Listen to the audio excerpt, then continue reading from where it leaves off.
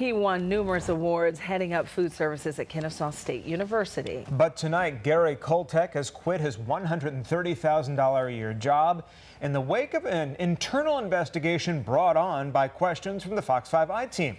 Fox 5 I-Team reporter Randy Travis found evidence that the executive director of Culinary Services was using school resources for private profit.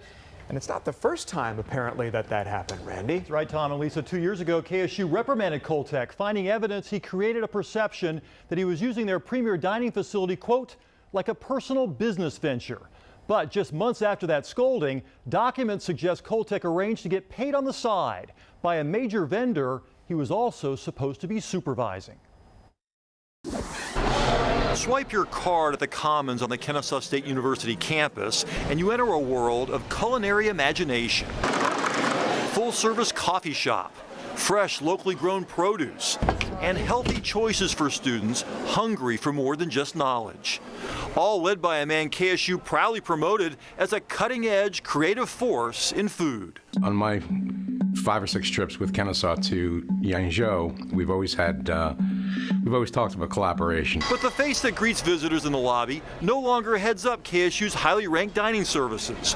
Gary Coltek quit the job he's held since 2007, shortly after saying this to the Fox 5 I-Team. There's absolutely nothing that I did wrong. Back in 2013, the university found lots Coltek was doing wrong. The school issued this scathing reprimand, only now being made public, citing a long list of misconduct examples. Having a KSU employee performing personal work for him during KSU time. Perception of running the dining facility like a personal business venture. Allegations of nepotism. This situation cannot continue, wrote Vice President for Operations Dr. Randy Hines, slamming Coltek for poor judgment that has marked nearly your entire employment history at KSU. In 2013, he threatened to fire Coltek if he did not improve. So has anything changed? Well, a Fox 5 I-Team analysis of Gary Coltek's recent emails and calendars reveals an unhealthy diet of personal business, potential conflicts of interest, and family favors, all done on school time. Hey, Mr. Coltek. Randy Travis with Fox 5. You left your door open. Oh, sorry, Randy. We caught up to Coltek last month in the middle of the workday, visiting an off-campus building he owns and leases out. What sort of school business are you doing over here right now? What do you mean? I'm dropping something off. What are you dropping off? A check? In 1 month of Coltek's KSU emails, we found dozens of examples of non-KSU business dealings. But he told us and KSU he wasn't getting paid from any of those. You're just doing this as a freebie for everybody. I do so much as a freebie for everybody. Absolutely do freebies. That's what life's about. Then there was this email to Chartwells, the company KSU pays millions of dollars each year to run the Commons. Coltek supervised Chartwells. In May, he emailed them his daughter's resume for a top food position at Life University. Do you think it's appropriate, though, that you sort of lobbying your vendor here at KSU to take a look at your daughter at another school? Absolutely. She's a rock star. She's an absolute rock star. And you don't see anything wrong with that? Absolutely not. She'd have to get on her own. You have to go through and do everything you have to do to get your job. Did she get the job? Absolutely. KSU originally downplayed our findings, saying it did not find any evidence of misconduct. But shortly after this interview, Coltek would quit his job. After we told him and KSU, we discovered something else. Their star chef was once again using a KSU employee to do personal work. Tracy Nunn was Coltek's assistant.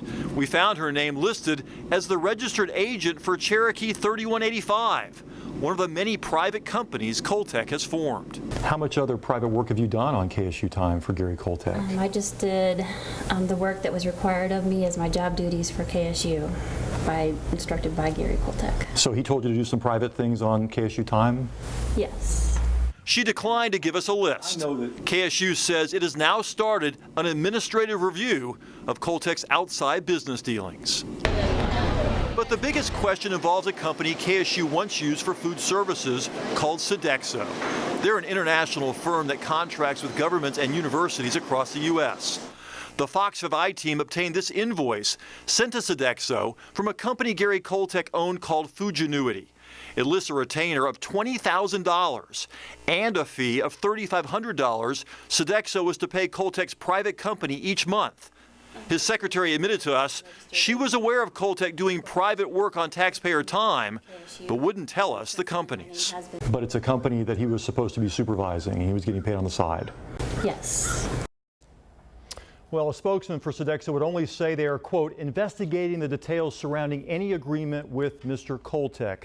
But Tom, Lisa, you would have to, at the very least, this doesn't look good, because think about this. Your job is to keep an eye on university dollars, how they're being spent, and a major vendor is also paying you on the side to your private company. So who else at KSU knew about this, or did anybody at KSU approve this arrangement? Hopefully we'll find out. That begs the question. You got to wonder about the oversight at KSU and how they miss so many warning signs. You would have thought with that reprimand in 2013 they would have kept him on a very short leash, and a periodic review of his emails would have raised the same questions, I think, that we were asking. But nobody from KSU really started digging deep into this until we pointed out that his secretary was doing private work on KSU time. It sounds like the red flags were there in place. All right, Randy, thanks. Thanks, Randy.